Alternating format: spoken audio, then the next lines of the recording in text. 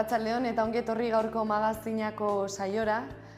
Gaurkoan Julen Linaza Soro hezitzaile digitala etorriko zaigu Saloako platora, berriki atera duen liburuari buruz hitz egiteko, baina bitartean aztertu dezagun betiko edukia.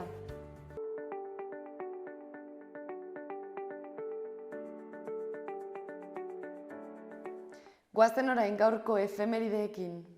Gaur bezalako egun batean, baina 1918ko apirilaren 23an, Irlandako langile mugimenduak greba orokorra egin zuen lehenengo mundu gerrara bidali nahi zituzten derrigorrezko erreklutamenduaren aurka. Guda betean Britania Handiak nahitaezko erreklutamendua ezarri nahi izan zuen Irlandan. Atzera egin behar izan zuen langileen eta independentzia zaileen erresistentziaren ondorioz.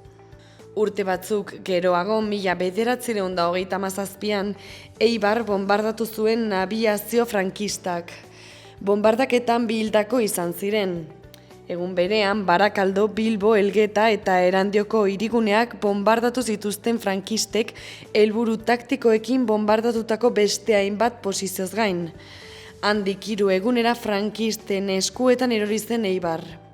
Egun berean, baina 34 urte beranduago, 1971an, gerraren aurkako Vietnamgo veteranoak elkarteko 1000 bat kidek gerrako dominak Amerikako Estatu Batuetako gobernuari itzuli zizkioten.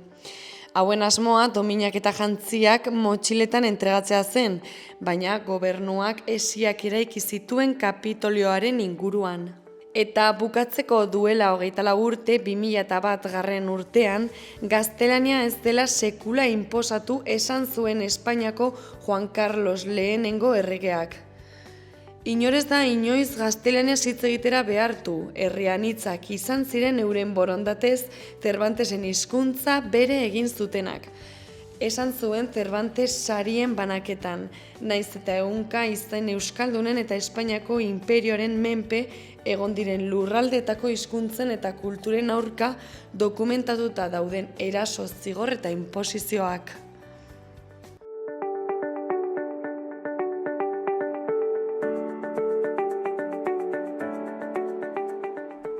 Errepasatu dezagun aste honetako agenda. Apirilaren 24an osteguna Sanduzelaiko liburutegi publikoan arratsaldeko 7 irakurle txokoa. Juantxo Urdiroz idazleak koordinatzen du. Hurrengo saioa apirilaren 24an izango da, eta Montserrat Roigen Gerezi denbora liburuaz eztabaidatuko da. Apirilaren 24an ere, baina Juslarrotxa Zibiboxean, ekitaldi aretoan, goizeko 12an bazen behin ipuin kontaketa Bentura Ruizen eskutik. Sartu jaun Andreok, sartu eta ikusi, historiorik zoragarrienak zabalduko dira zuen aurrean zirku trebezien bitartez. Historioen zirkoa iritsi baita hirira. Apirilaren 24an ere, azkenik, Karrikiri elkartean, arratsaldeko 7:30 irakurketaren aldeko manifestua liburuaren aurkezpena izanen da. Parte hartzaileak Fernando Rey itzultzailea eta Usu Errazkin aurkezlea izanen dira. Irakurketa eta literatura ardatz dituen ekitaldi berezi honetan, irakurketaren aldeko manifestua izeneko liburua aurkeztuko da. Fernando Rey itzultzaileak eta Usu Errazkin aurkezleak testuaren edukia garrantzia aztertuko dituzte, irakurzaletasunaren balioa aldarrikatuz. Euskarazko literaturaren aldeko jarrera partekatu eta eztabaida aberasgarri bat izateko aukera izango da. Apirilaren 26an larunbata Sanduzelaiko Zibiboxean arratsaldeko 6:30 Kuko Truko eta Bolenwaider pailazoak izanen dira. Kuko Truko eta Bolenwaider pailazo hirukoterik ospetsuenetako bat da, 800 emanaldi inguru eginak baitituzte beren bihurrikerien bidez ikusleak gozarazteko. Emanaldi haunitz egin badituzte ere, Bolenwaider ez da gauza Kukot eta Truko zuzentzeko, eta emanaldi bakoitza paregabea da. Esketx sorta zabala, zein baino zein dibertigarriagoa eta zoroagoa, ikuslek ere parte hartu beharko dutela. Eta bukatzeko apirilaren 27an igandea, Olaien Ziarte emanabizua bestearekin itzuliko da Oholtzara. Bere bigarren lan luzeko aurrerapena izan da, eta harekin batera bira txiki bat iragarri du. Arratsaldeko 8 zentralen izanen da, eta sarrerak 15 euroren truke izanen dira.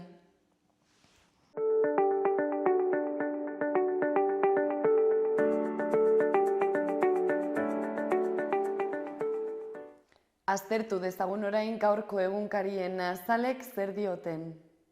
Diario de Noticiasekin hasiko gara. Egunkariaren lerroburu nagusiak horrela dio, bilera heterogeneo eta zatitu batek Aita Santuaren ondare aurrerakoia aztertuko du. Eta lerroburu honen argazkian, Pietro Parolin kardinala azaltzen da Santa Martako kaperako Aita Santuaren heriotzaren berrespenaren erritoan. Bestalde, eskuineko aldean 4 lerroburu nabarmendu ditu egunkariak. Alde batetik, Sánchezek gastu militarra 10.471 milioi eurotan handitu duela jartzen du.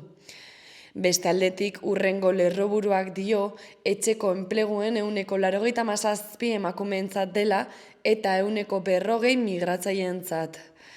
Honen azpiko lerroburuak horrela dio, Erriberako ureztatzaileak Nafarroako ubidetik batzen dira. Eta hurrengoak horrela dio, Espainia NDF-ren aurreikuspena jaistetik libratu da, gerra komertziala dela eta. Eta 5. lerroburua, Los Arcos kale nagusiaren izena ez da aldatuko akats batengatik. Azalaren beheko aldean horiz nabarmenduta eta bakoitza argazki batek lagunduta, 3 lerroburu nabarmendu ditu egunkariak. Hasteko Diario de Noticiasek Jon Maia Soria musikari eta bertsolariaren aipoa nabarmendu du. Kantu bat, gararen zikloa ixteko unea iritsi da. Eta Maiaren argazkia azaltzen da. Ondoan zirko ikuskizun baten argazkiak lagunduta lerroburua. Naze zirku nafarrak bat egin du. Izan ere elkarteak bere burua aurkeztuko du ostiral honetan Iturraman. Eta 3. lerroburua Pablo Ibáñez Osasunako jokalariaren argazki batekin azaltzen da, eta eskaintza bat baino gehiago dituela azaldu du egunkariak, besteak beste Alavés taldearena. Diario de Navarraren lerroburu nagusiak argazki batek lagunduta azalaren erdia betetzen du. Argazkian Frantzisko Aita Santuaren hilbeila azaltzen da, bizi zen Santa Martako kaperan jarria. Eta lerroburuak horrela dio, errespetua handia agurrean. Honen azpian egunkariak ohartarazi du Frantzisko Aita Santuaren hiletak larunbatean ospatuko direla. Eta ondoan Bustillo kardinal nafarraren aipua nabarmendu du egunkariak. Frantziskok elizak gizartiaratu zuen utxalde gabe kardinalaren argazki txiki batek lagunduta. Ondoan artikuluak idatzi duten idazleen izenak ere aipatzen dira. Manuel Pulido, Ignacio Ugalde eta Olga Branjovic. Beherago beste lerroburu batek horrela dio. Sánchezek gastu militarra 2 igo du bere kiderik eta peperi gabe. Eta azaltzen du presidenteak 10.471 milioi gehitu dituela NATO keskatu bezala. Ondoan 2025ko Expo Familiren promozio argazkia azaltzen da. Eta bukatzeko eskuineko aldean gorriz azpimarratuta egunkariak dio Asironek 2 militar nahastu dituela eta ez dagokion kalearen izena kendu duela. Gararen egunkariaren lerroburu nagusiak dio EBZ-ak eta NDF. Gara egunkariaren lerroburu nagusiak dio EBZ-ak eta NDF-ek inbertsioan eta dezelerazioan etena iragarri dutela. Beherago argazki handi batek lagunduta lerroburuak horrela dio. Armada sionistak Palestinako biztanleria zibilaren aurkako bereizigabeko erasoekin jarraitzen du. Eta argazkian gizon bat azaltzen da haur bat eskuetan duela, biak odolez zikinduta. Ezkerraldean Agustin Goikoetxearen testuaren lerroburuak horrela dio. Bustillo Nafarra Aita Santu izateko kinieletan. Beherago Iñaki Iriondoren testuak horrela dio. Justizia errestauratiboaren legea atzeratu da. Honen eskuinaldean Alessandra Rutaren erreportajearen izenburua, 20 urte YouTubeen lehen bideoa egin zenetik. Eta bukatzeko Arnaitz Gorritiren kronika Herkulesen azken proba Bilbo basketentzat. Berriaren lerroburu nagusiak dio eskola kirola derrigorra ez izateko epaia indarrean sartzeko agindu duela epaileak. Eskuinean Asier Urbieta Faixien Irla filmaren zuzendariaren argazkia taipua azaltzen dira. Zera ulertzea kostatzen da, Europa barruan mugak daudela. Ezkerraldean Tailandiako Maesot hiriaren argazki bat ikusten dugu eta horrela dio lerroburuak. Maesot, Myanmarko errefuxiatuen aterpea. Izan ere egunkariak azaltzen du iheslariak ezin direla Tailandiako beste hirietara joan. Eta honen azpian berriak nabarmendu du inoiz baino dei gehiago jaso dituela Jaurlaritzak sustatutako adingabei laguntzeko telefonoak. Bestalde hurrengo lerroburuak horrela dio, zonifikazioak euskarentzako duen eragin txarra ohartarazi du Helenek, Europako hizkuntza gutxituen eragileen sareak. Eta bukatzeko azkeneko lerroburuak dio, Bilbo Basketek 7 punturen aldeari eutsi behar diola gaur Europako kopa irabazteko. Eta bukatzeko Euskal Herria irratia aztertuko dugu. Orrialdearen lerroburu nagusia Zirika Zirkus taldeko kidearen Ainhoa Juan izen aipua da. Zirkuaren sektore indartzeko elkarte berezia sortu dugu. Izan ere, Nafarroako zirku elkarteak NAZE sortu dute berriki. Sare berri honen bitartez zirkuaren sektorean lanean dabiltzan artistak bildu nahi dituzte.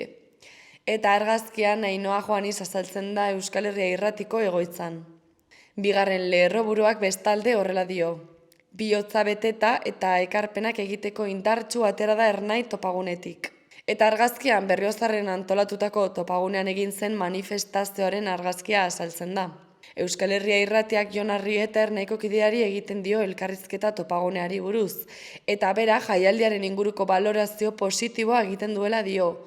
Eta belaunaldi berriak ekarpenak egiteko indartsu eta independentziaren alde jauzi egiteko prest daudela ikustarazteko balio izan duela topaketak.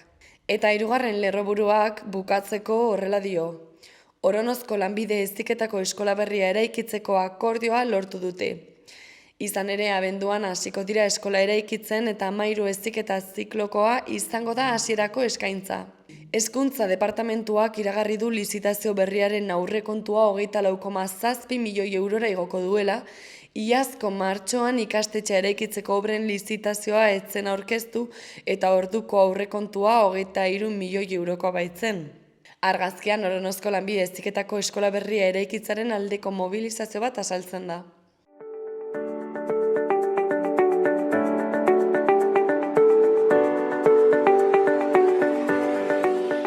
Ikus dezagun orain zein den gaurko eta biharko eguraldiaren iragarpena. Egunak aurrera egin ahala zeruan lainotuz joango da, batez ere arratsalde gau partean. Goizean zerua garbi egongo da eta egun sentia hotza izango da, barnealdeko bailaratan behe lainoa sortu liteke. Goiz erdian haizea ipar mendebaldetik finkatuko da eta Kantauri isurialdean behe hodeiak ugarituz joango dira. Eta arratsaldean Araban eta Nafarroa ipar partean ere eragina izango dute, iluntzerako zerua lainotuta geratuko dira zonalde horietan eta baliteke zirimiria egitea, batez ere Kantauri isurialdean. Araba eta Nafarroa hegoaldean berriz giroa eguzkitsua izango da. Temperatura maksimoak 17 eta 19 gradu zentigradukoak izango dira. Ostegunean giroa argituz joango da, goizean zerua lainotuta egongo da eta Kantauri isurialdean zirimiria egingo du, batez ere goizean goiz eta iparrekialdeko zeinbat lekutan. Egunak aurrera egin ahala, hodeitza saretuz joango da eta arratsaldean ostarte zabalak irekiko dira. Araba hegoaldean eta Nafarroa hegoaldean goizean goizetik giroa eguzkitsua izango da. Temperatura maksimoak aurreko eguneko maila berdintsuan edo graduren bat gorago geldituko dira. Minimoak berriz asteazkenekoak baino epelagoak izango dira. Iparraldeko haizea nagusituko da, goizean ipar mendebaldekoa eta arratsaldean ipar ekialdekoa.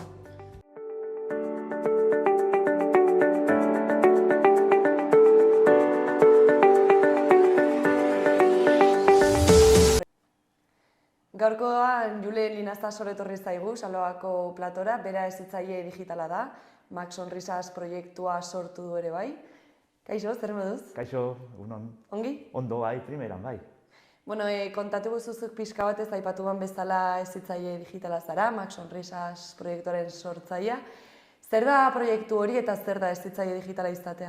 Max Sonrisasen egiten duguna da, heziketa digitalen inguruko saioak ematen ditugu, ikastetxeetan, edo udaletxeetan, edo leku guztietan, bai nerabeei, haurrei, gurasoei eta irakaslei.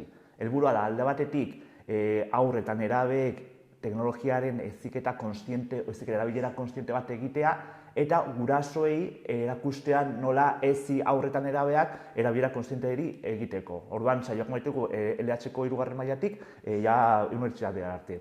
Ze interesgarria. Eta, pixkat hasteko konta guztu, nola hasi zinen mundu honetan murgiltzen? Ni berez gizarte langilea naiz, eta beti ibili izan naiz haur eta nerabeekin, eta hasi nintzenean ikusten zen nolako arriskua zituen mundu digitalak haur eta nerabeekiko, horan hasi nintzen pixka bat gaia honetan jorratzen gehiago eta pixka bat gehiago lantzen. Eta zein izan da zure heziketa eta dokumentazioa, orain hezitzaile digital bezala lan egiteko? Ikerketa desberdinak irakurtzen ditugu eta ikertzen ditugu, eta baita ere komunikabideek eskaintzen dituzten albisteak ere pilatzen ditugu, eta gure esperientzian ere oinarritzen gara egunero saioak eguneratzeko eta hobetzeko. Zenbat pertsona zaudete lanean, Max Sonrisasen? Orain 5 pertsona. Bai. Eta, aipatu diguztu hori, aurrekin, nerabeekin, gurasoekin, familiekin eta ibiltzen zaretela lanean, nola ematen da kontaktu hori, nola egiten duzu lan? Ikastetxeetatik deitzen gaituzte, edo udaletxeetatik, eta orduan joaten gara ikaslei edo gurasoi edo dena delako saioak ematera. Hori izaten da normalean, funtzionamentua. Pixka bat beranduago, elkarrizketa aurrerago egingo dizkizut galderak heziketa honen inguruan, gizartearen inguruan. Baina hasteko aipatu nahi dut liburu bat idatzi duzula, Sisifo y las redes sociales. Nola bururatu zitzaizun liburu bat egiteko?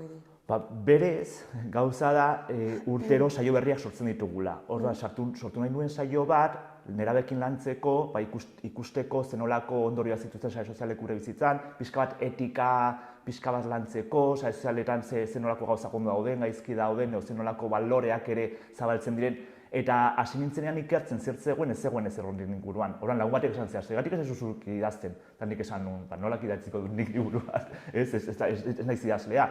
Eta azkenan animatu nintzen eta nik idatzi nuen liburua. Eta horrela laburbilduz, zeri buruzkoa da liburua esan edo zea eta lantzen dituen? Liburuak egiten duena da, alde batetik ikertzen du, ikerketa desberdin oinarrituta, zenolako negozio eredua duten sare sozialek, zenolako ondorioak duten negozio eredu horrek nerabeetan, helduetan, guztietan, erabiltzaile guztietan. Gero baita ere, beste alde batetik lantzen du zenolako inpaktua daukan horrek gure bizitzan eta gure baloreetan, eta gizartean ere zenolako inpaktua daukan. Eta gero, liburua berez da erreflexio txiki bat eta gonbidapen bat irakurleak ere erreflexio bat egiteko, bere bizitzan nolabait zenolako inpaktua duten ikusteko, edo pixka bat pentsatzeko, zuki aukeratzen duzu zenbat erabiltzen dituzun, aukeratzen duzu zer ikusten duzu sare sozialetan, aukeratzen duzun zenolako jarrerak izaten dituzun sare sozialetan, pixka bat ikusteko eta zenolako ondorioak dituen horrek zure bizitzan. Orduan, esango zenuke, liburu hau dela pixka bat heziketarako, baino ere bai zer sortu nahi duzu irakurlearen ganet? Erreflexio bat. Ze azkenean, hain murgilduta gaude sare sozialetan, ia inorrek ez daukal zituela 5 minutu pentsatzeko nola dijoan nire bizitza. Pozik nago, triste nago, nire lana nola betu dezake, noitzan nola betu dezake, ze eske konektotu bali bagaude egun osoan, ez daukagu momenturik erreflexionatzeko. Gaina, sare sozialetan emozio pila bat jasotzen ditugu, eta ez daukagu denbora emozio horiek pixka bat digeritzeko edo pixka bat aztertzeko. Eta azkenean, gure izteatik goaz, emozio horiekin gainean eta aldegun bezan erreakzionatzen. Orduan da, deialdi bat bezala, gelditu momentu bat, eta pentsatu, guazen pentsatzea zen nolako ondorioak dituen honek, eta zer egiten ari garen. Hori nik uste izango litzatekeela lehenengo pausua, kontzientzia hartzea, gelditzea, pentsatzea, eta gero horren aurrean aldaketa bat sortza edo... Hori da, baina gauza da, sare soziala daudela sortutan modu batean, zein ez digute usten erreflexio hori. Ze baino helburua da gure arreta behin eta berriro deitzea, eta berriro sare-sozialetan egotea. Orduan ez digute denborarik ikusten gure reflexiorako, ze ez dute nahi. Berarentzako gertatu daitekeen gauzarik okerrena da, gu sare-sozialak gutxiago erabiltzea. Orduan, benetan uste duzu gizarteak oraintxe bertan momentu honetan ez duela gaiarekiko kontzientziarik edo inkluso bere buruarekiko kontrol hori? Claro, ez dakagu, sare sozialak oinarrituak daude negozio arretan. Orduan, egiten dutena da, alde batetik gure burmuinaren zati erreflexibo hori lokartzen dute, eta zati instintiboa piztutzen dute, zergatik ez pentsatzeko, errazonatzeko eta sortzeko. Orduan, hori, sare sozialak denbora askotan erabiltzen baditugu, azkenean jarrera hori baita ere gure bizitzara eramaten dugu. Orduan, ez daukagu reflexionatzeko aukerarik. Gainera baita ere, sare sozialak asko erabiltzea, bideo motzak etengabe ikustea, etengabe estimulo audiovisualak izatea, sortarazten du gure arreta iraunkorra, pixka bat moztea. Orduan, ez da denbora gutxiago daukagu edo gaitasun gutxiago daukagu irakurtzeko, 15-20 orrialde irakurtzeko, pelikula bat ordi ikusteko ez daukagu baita ere konzentrazio horik, elkarrizketa luze bat izateko ez daukagu ez da ere inongo gaitasunik, ze gure konzentrazio iraunkorrari ari da pixka bat mozten. Orduan, horrek ere sortzen du erreflexio hori ez izatea, eta punto kritiko hori ez garatzeko gaitasuna izatea. Eta guazten sakontzera pixka bat, nola funtzionatzen dute sare sozialek eroztuk aipatutako hau eragiteko, ez? Zein da sare sozial baten dinamika? Orduan, esan dugu, negozio dagoela oinarrituta arretan. Orduan, gu sare sozial bat erabiltzen dugunean, erabilera sortzen ditugu. Orduan, datu horiekin zer egiten dute, erabiltzaile bakoitzari egiten diote erabiltzaile virtual bat, eta informazio guzti horia jartzen diote. Eta horre dituzten modelo probabilistikoak. Eta badakite, zer gustatzen zaigun, zer gustatuko zaigun, eta zer estimulen aurrean erreakzionatuko dugun, eta nola. Orduan, guk hainbeste datu sortzeko denbora asko erabili behar ditugu, sare sozialak. Orduan gauza desberdinak lortzen dituzte.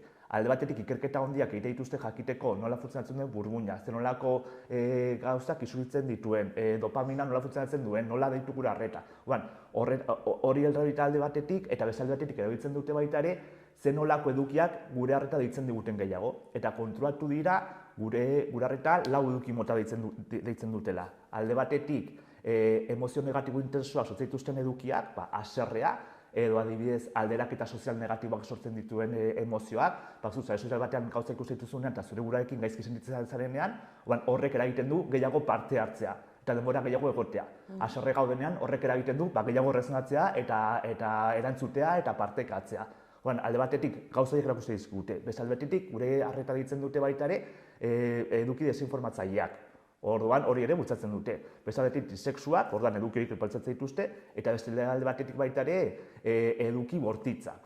Orduan, berdin dio zehazten garen ikusten, pixkanaka, lau eduki horietako gauzak hasiko direla proposatzen. Zegu, gauza batzuk aukeratzen ditugu, baina errekomendazioak, sugerentziak, paratiatala TikToken, errekomendazioak YouTubeen, hori guk ez ditugu aukeratzen, hori algoritmoek erakutzen dituzte. Bai, pixkat horren inguruan galdetunen izan zer, azken finean, zuk aipatu duzun bezala, denbora osoan gaude edukiak kontsumitzen, informazioa jasotzen, baina hori zein puntutaraino erabakitzen dugu guk, ez? Orduan nola ezitzen ari da gizartea. Fake newsak ere bai aipatzen dira, desinformazio puntu hori ez, noraino heltzen da? Claro, eske gauza da berdin dio zehazten garen guk ikusten, ze algoritmoek gauzaik erakusten dizkigute. Orduan, claro, ezaguarriek sortzen dute baita ere, desinformazioa baita ere askoz gehiagoko zabalkunde handiagoa izatea informazioa baino. Orduan, ari da iristen puntuaino, non ikusten deguna 170 uste dutela gezurra da. Sare sozialetan ikusten deguna 170 gezurra da. WhatsAppen jasotzen dituzun gauzen 170 gezurra dira. Orduan, gaude puntu batean, mundu digitaletik informatzen baldin bagara, oso zaila dela desberdintzea zerren egia eta zer den gezurra. Claro, eta pixka bat, ez dakit saiatuko nahi azaltzen, azken finean sare sozialek adikzioa sortzen dute. Eta aldi berean, sare sozialek hori informazio fideragarri gabea ez dakit nola esan, desinformazioa jasotzen dugu denbora osoan, baina aldi berean adikzioa sortzen du, orduan, pixka bat bukle batean sartzen gara, nola ateratzen da bukle horretatik? Barrua baldin zaude oso zaila da ateratzea, baina alde batetik nik planteatzen duena da, lehenengo guazen ezagutzak zenbat denbora balitzen ditugu sare sozialak. Ze agian gu pentsatzen dugu gutxi erabiltzen ditugula, baina beratzen duguna ze telefonoik ja badaukate edo sare sozialak aukera bat ikusteko zenbat denbora balitzen ditugun, agian harritu egiten gara, ze denbora pila erabiltzen ditugu. Orduan, kontziente garenean zenbat denbora erabiltzen ditugun, orduan guazen erabilera kontzienteago bat egitea. Zer da erabilera kontzientea, zein da neurria?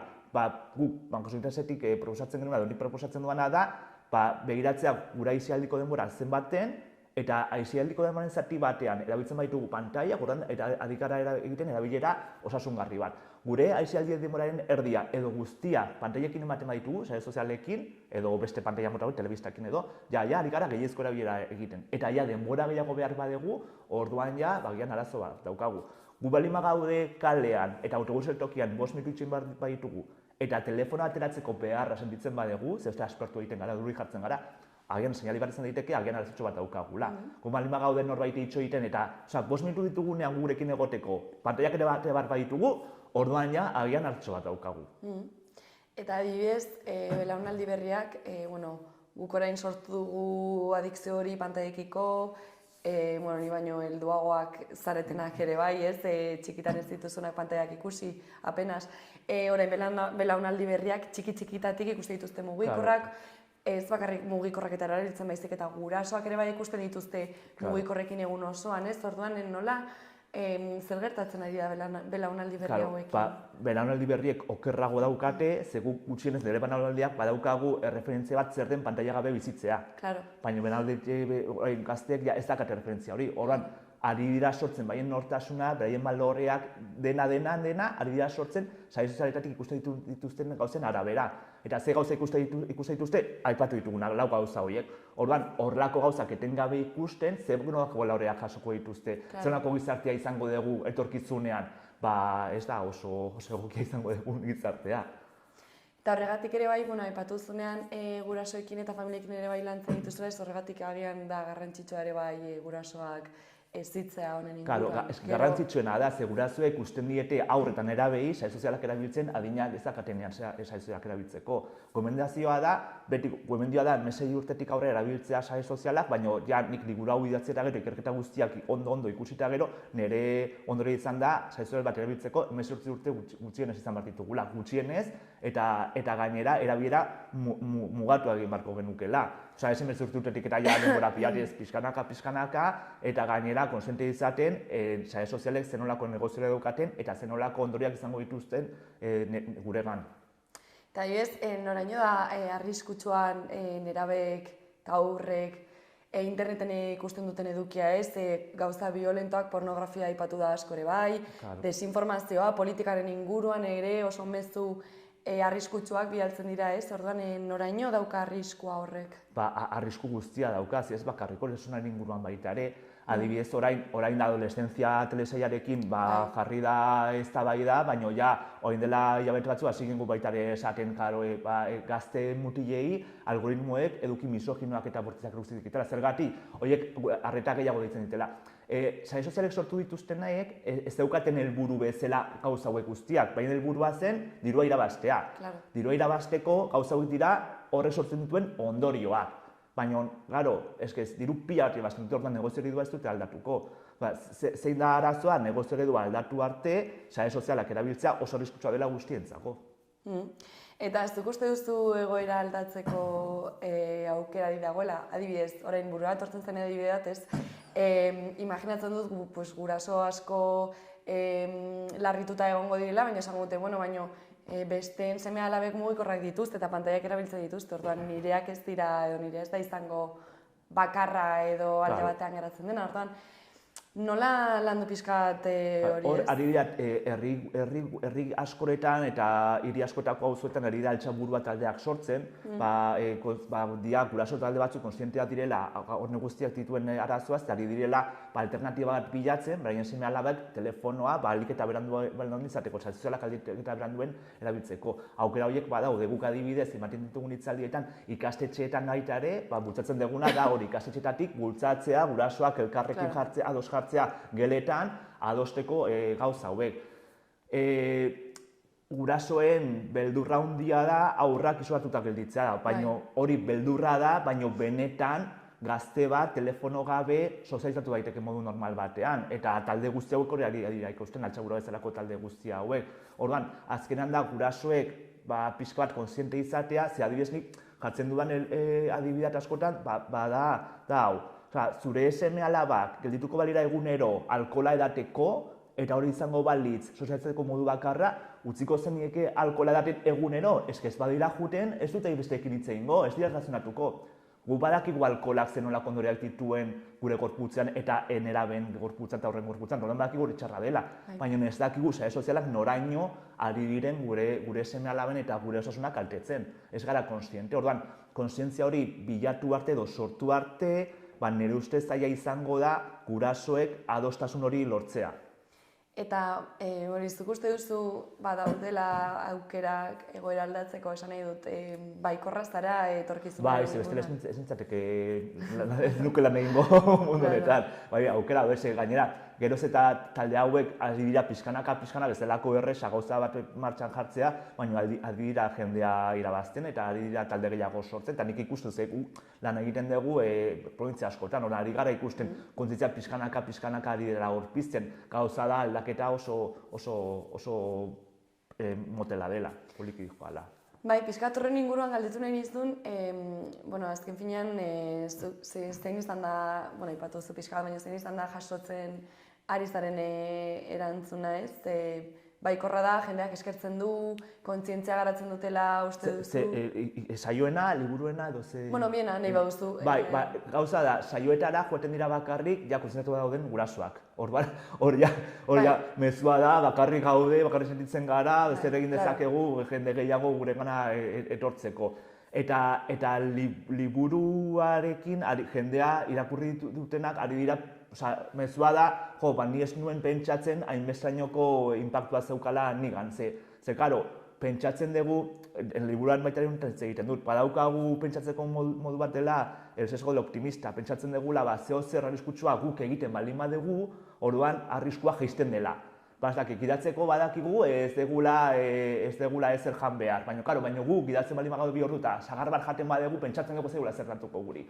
Hau bezala, badakigu, agian arriskua dagoela erabiltzea, baina guri zaigu gertatuko. Edo gure esan zenuna, gure seme-alabak ez dira arriskuan egon, bestenak bai. Baina gurean ez eta berdinakin gureak ez, ze gu gainera kontrolatzen dugu eta badakigu zer egin behar dugu.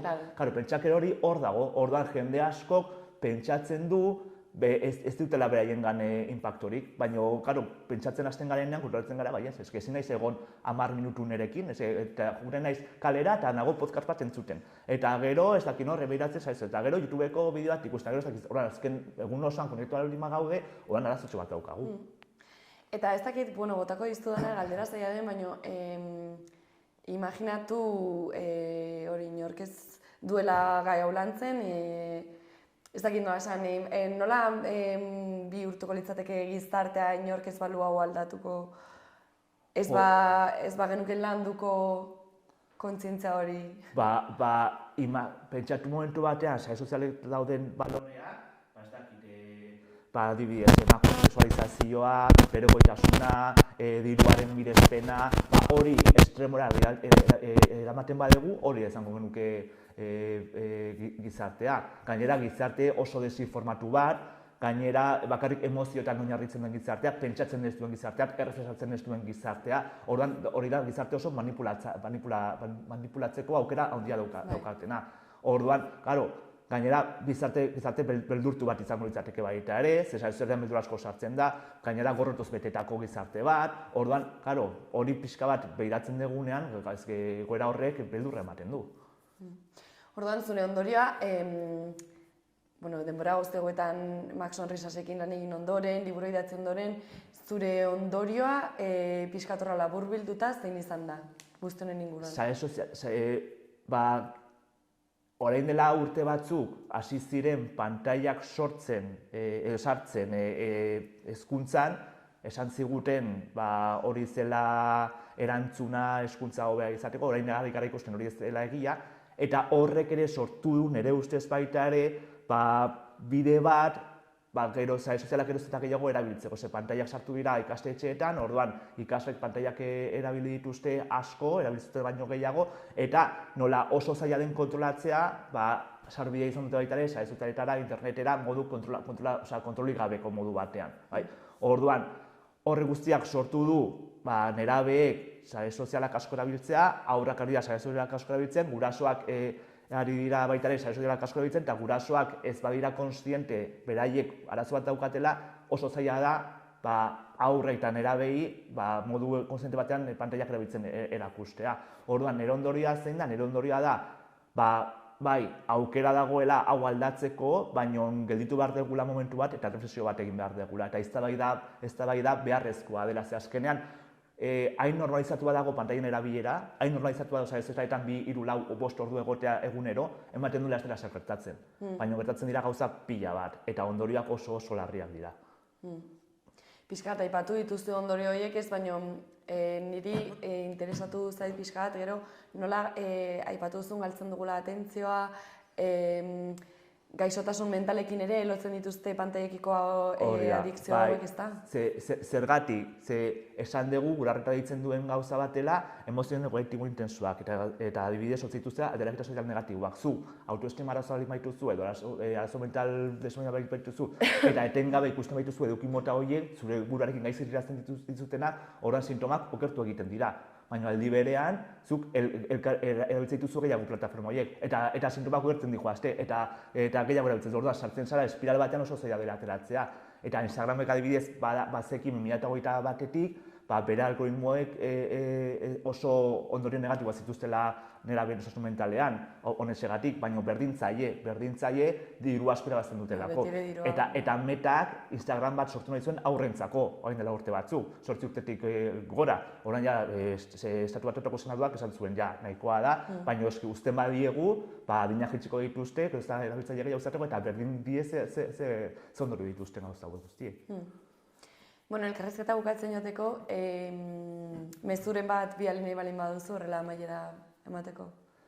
Ez, hori, gurasoak balin badu entzuten, geletan, ikastetxeetan taldetxoak sortzea, gutxienez hitz egiteko gai honen inguruan, eta heldu gehienei pixka bat erreflexio bat egitera ditzen, eta libura erosi nahi badute, aukera daukatela, hemen Berriozarren badago Amatxi Belarden da, nire itzbaren denda dela, eta hor dago salgai, argitaletxaren web orrialdean ere erosi daiteke, eta baita ere maiatzatik aurrera liburuen da nagusietan baita ere. Baina mezua da, hori, erreflexio bat egiteko garaia dela. Erabilera ugari egiten ari gara, denbora askotiko honea, eta orain egin behar duguna da pixka bat gelditu eta pentsatu zenolako ondorioak dituen horrek gure bizitzan, gure osasunean, gure erlazioetan, ze baita ere, orlodia daukan nola erlazioatzen garen besteekin baita ere. Oso ongi. Bueno, eskerrik asko zure denboragatik eta hona etortzagatik, uste dut benetan oso gai interesgarria eta garrantzitsua dela lantzeko. Zuei. Mil esker. Gero arte.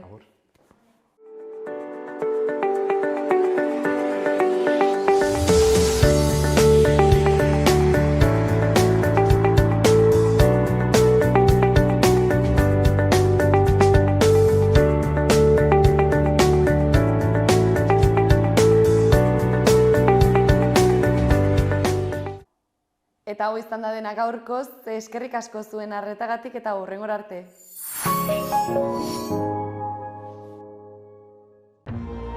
Gobierno de Navarra. Nafarroako gobernua.